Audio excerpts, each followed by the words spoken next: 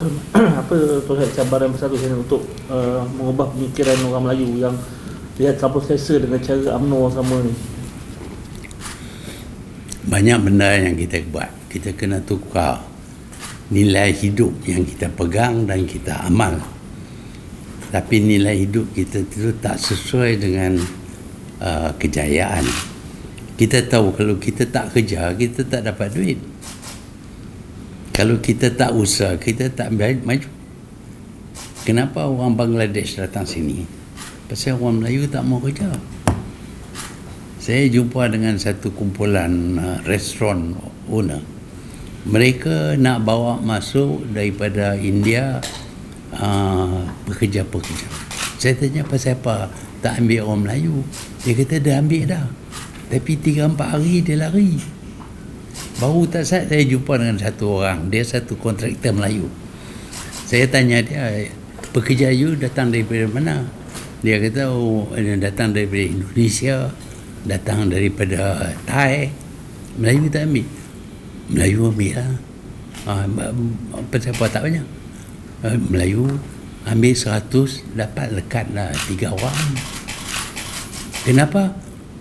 Panas lah. Nak bekerja tu panas sampai tak mau kerja. Jadi kalau tak mau kerja, orang lain masuk lah. Lepas tu negara kita lah ni dah 7 million orang asing. Sebab kita tak mau kerja.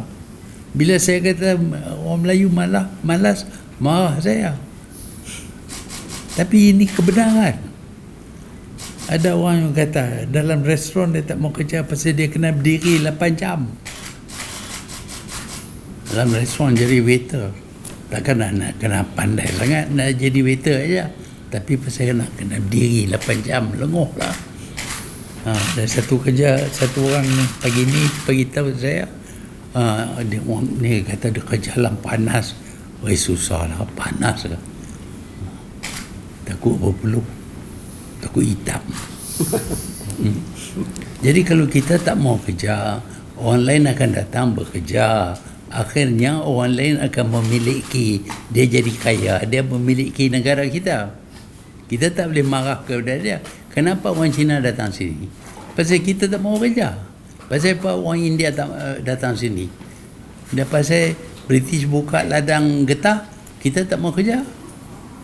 Kita nak kerja tanam padi. Dalam 1 tahun, kita kerja tak sampai pun setengah tahun tanam padi. Lepas tu, tak tanam lah.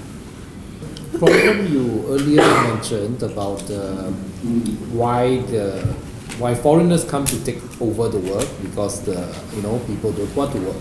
So now the question comes. I mean, this is a very old problem, right? So the question is, I mean, as Bersatu, how do you plan to solve the problem? How do you? Yeah. We have a very big problem which will take a long time to resolve. The most important thing is the character of the people, the value system of the people. The value system is wrong, and that value system that they have will never bring success to them. We know some countries do well, some countries fail. It is a question, they all look the same. There is not much difference between the Chinese and the Japanese and the Korean, but it is their value system which cause them to be successful. The Malays and this man says he takes Indonesian workers. Indonesian and Malays are the same people, but the culture is different. The Indonesian work, I know contractors who tell me he likes Indonesian workers. You tell them to do overtime, anytime they will do overtime.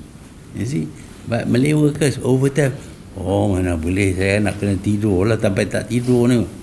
You know, when we introduced double cropping for rice, PAS went and told everybody, tak kering ujung kain, because the end of your sarung doesn't get dry.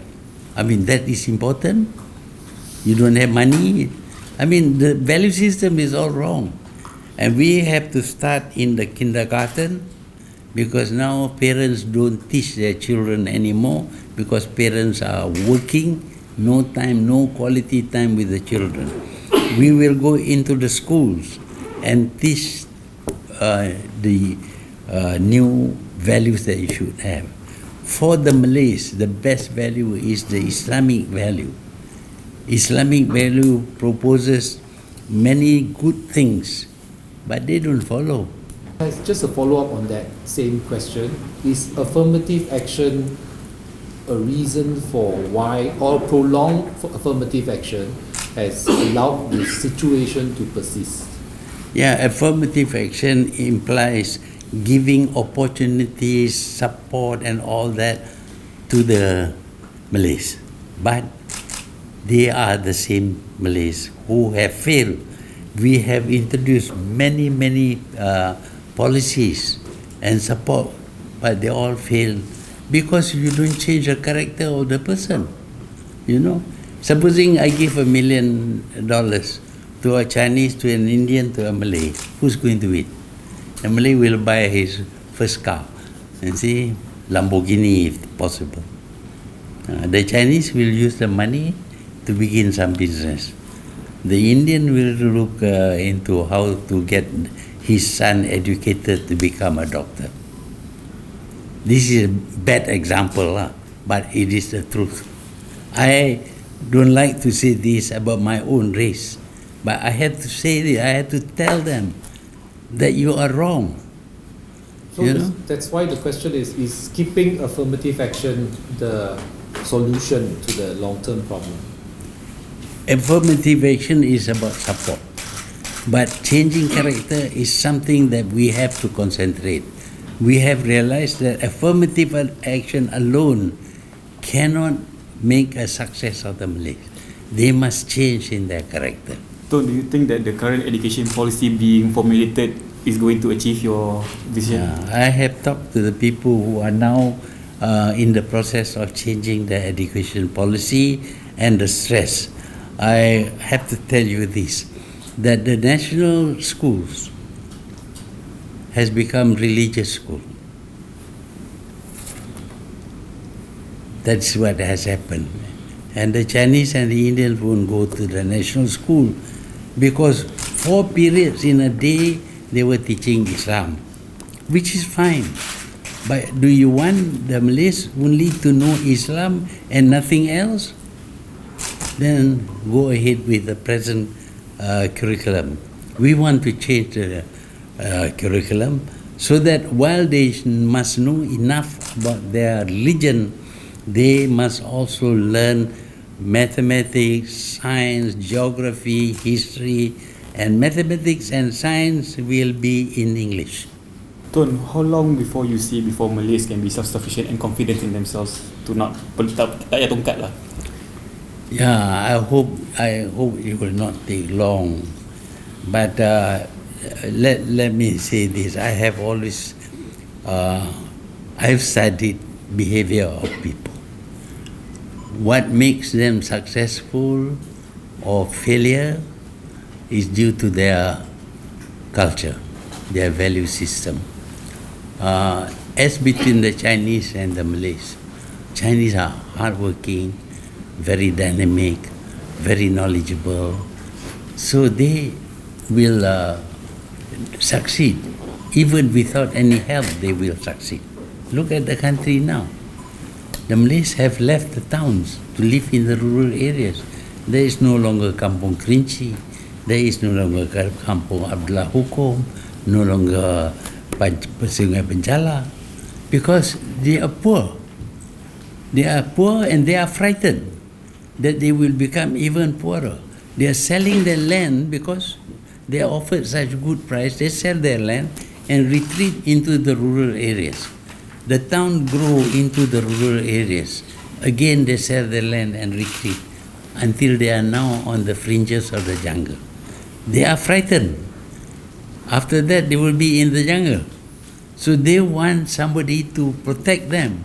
And they believe that only Malays can protect them. So they want this party. And if we don't cater to them, we will not get their support. We will always be losing.